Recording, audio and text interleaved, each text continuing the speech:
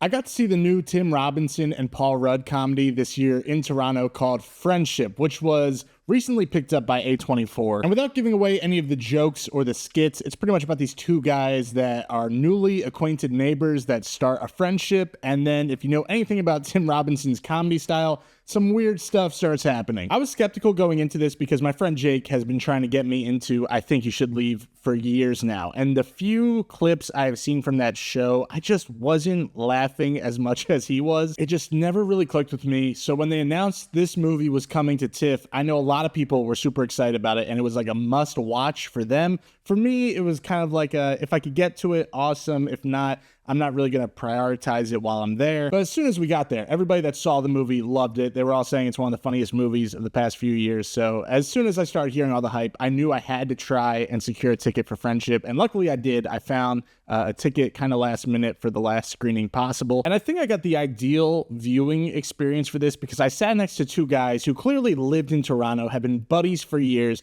and were only at this movie theater. They didn't fly out to TIFF to see all these critically acclaimed movies. They came on a Saturday or whatever it was to come see Friendship. And you could tell they were Tim Robinson fans because every time the camera just stayed on his face like 3 or 4 seconds before the punchline was even said, they were already cracking up, which was making me laugh. And it really made me appreciate this movie a lot more. I think that's the kind of viewing experience. Everybody should go and see this in a theater with as many funny people as possible. And again, coming from somebody that never really got into Tim Robinson's other work and never really found the appeal to him, I think Friendship is really damn good. I think it's really funny. Because these days, a lot of the funniest movies of the year are like independent dramas that have comedy in them. Like I've already said, I loved Anora at the film festival this year. It's one of my favorite movies of the year for sure. And Anora is very funny. I think Anora in a lot of ways leans more comedy than drama. But at the end of the day, like Anora will make you feel something at the end. And I'm not even saying that as a bad thing to Friendship. I'm just saying the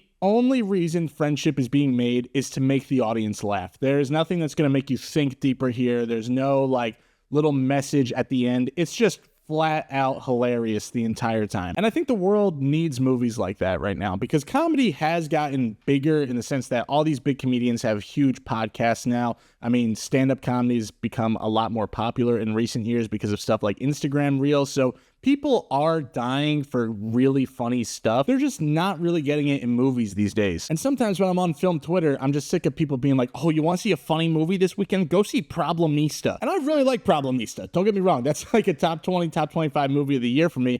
And it has good jokes, but it's not meant to be a straight up comedy. All these movies that have funny things in them are always going for something deeper, which is not necessarily a bad thing. Like, I think there should be enough room for all movies to have some sort of comedy. I'm saying we have had such a noticeable lack of just straight up funny, ridiculous movies. So we either get indie comedies or we get Mark Ruffalo as the Hulk making a joke about, oh, we're just like the Beatles. And then like everybody in the theater erupts and you're sitting there like, what the fuck has humanity come to? And Friendship just feels like a great answer to that problem I have had with the industry for almost a decade at this point because it is genuinely really funny. And it made me go back to watch some of I Think You Should Leave. I watched a little bit of the first season and there were definitely skits in there that I found funnier this time around now that I understand his specific humor a little bit more. But at the end of the day, I still think that Friendship is the funniest I have seen of Tim Robinson. Maybe that statement changes when I see later seasons of that show, or I think he's working on another Netflix show right now. But regardless,